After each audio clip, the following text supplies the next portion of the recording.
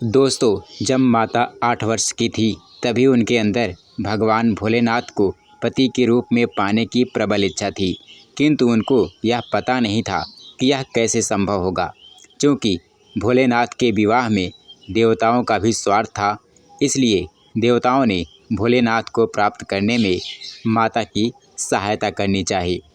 देवताओं ने देवर्षि नारद को माता का मार्गदर्शन करने के लिए भेज दिया।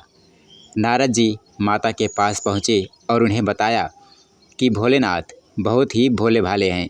उन्हें प्राप्त करने का एक ही तरीका है, वह है तप यानी तपस्या। तपस्या के द्वारा यदि भोलेनाथ को प्रसन्न कर सकूं तो उन्हें पति के रूप में पाने की आपकी जो लालसा है वो अवश्य पूर्ण हो सकती है। फिर क्या था, माता ने भोलेनाथ की आराधना करनी शुरू कर दी और बिना अन्न जल ग्रहण किए कई वर्षों तक भगवान शिव की तपस्या की। चूँकि माता बिना कुछ खाए पिए ही भोलेनाथ की तपस्या कर रही थी, इसलिए उनका पूरा शरीर, पूरा तन पूर्ण रूप से काला पड़ गया। कई वर्षों की तपस्या के बाद आखिरकार भोलेनाथ प्रसन्न हो ही गए और पहुंच गए माता के पास वरदान देने के लिए। वहां पहुंचकर देखा तो माता एकदम काली हो चुकी हैं, एकदम श्याम वर्ण की हो चुकी हैं। भगवान भोलेनाथ ने सोचा कि मेरी तपस्या की वजह से इनका शरीर काला पड़ गया है, तो मैं ही इसे ठीक भी करूँगा। भोलेनाथ ने अपनी जटा से माता गंगा को प्रवाहित करके माता को स्नान करा दिया। गंगा जल में भीगने के बाद माता का शरीर और मुख दूध की तरह गौर वर्ण का यानी श्वेत वर्ण का हो गया। एकदम श्वेत अर्थात गौर वर्ण के कारण ही माता महागौरी कहलाई। इस प्रकार से माता महागौरी की उत्पत्ति मानी जाती है। महागौरी की उत्पत्ति के बारे में एक दूसरी कहानी भी है। देवी भागवत पुराण के अनुसार देवी पार्वती अपनी तपस्या के दौरान केवल कंदमूल, फल और पत्तों का आहार करती थी।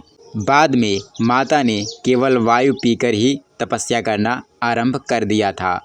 तपस्या से माता पार्वती को महान गौरव प्राप्त हुआ है और इसके चलते उनका नाम महागौरी पड़ गया। माता की तपस्या से प्रसन्न होकर भगवान शिव ने उनको गंगा में स्नान करने के लिए कहा। जिस समय माता पार्वती गंगा में स्नान करने गईं, तब देवी का एक स्वरूप श्यामवर्ण के साथ प्रकट हुआ, जो कि कौशिकी कहलाई, और एक स्वरूप उज्ज्वल चंद्र के समान प्रकट हुआ, जो क्या कहलाई, जो महागौरी कहलाई।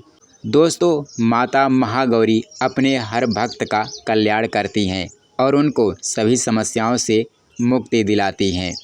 नवरात्रि में 8वां दिन महागौरी की पूजा की आराधना का दिन होता है, यानी 8वें दिन महागौरी की आराधना की जाती है। महागौरी की पूजा आराधना करने वाले नर नारी की समस्त मनोकामना पूर्ण होती है। 8वें दिन की पूजा देवी के मूल भाव को दर्शाता है। देवी भागवत पुराण में बताया गया है कि देवी माँ के 9 रूप और 10 महाविधाएँ सभी आदिशक्ति के अंश और स्वरूप हैं, लेकिन भगवान शिव के साथ उनकी अर्धांगिनी के रूप में महागौरी सदैव विराजमान रहती हैं। इनकी शक्ति अमोघ और सद्यः फलदायिनी है। महागौरी की पूजा मात्र से भक्तों के सभी पाप धुल जाते हैं और वह व्यक्ति अक्षय पुण्य का अधिकारी हो जाता है। ज़्यादातर घरों में नवरात्रि की अष्टमी के दिन कन्या पूजन किया जाता है। वहीं कुछ लोग नवमी तिथि के दिन कन्या का पूजन करते हैं। तो आइए बताते हैं कि माता महागौरी का ध्यान मंत्र कौन सा है, कौन सा वो श्लोक है जिसको कंठस्थ करके, जिसका जप करके आप माता महागौरी को प्रसन्न कर सकते हैं। तो वो मंत्र कौन सा है? वो मंत्र है श्वेते वृषे समारूढ़ा श्वेतांबरा धरा शुचिः महागौरी शुभम दद्यान महादेव प्रमोददा।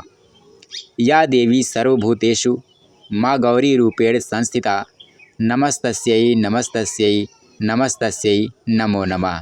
तो एक बार फिर से जोर से बोलिए, जय माता महागौरी।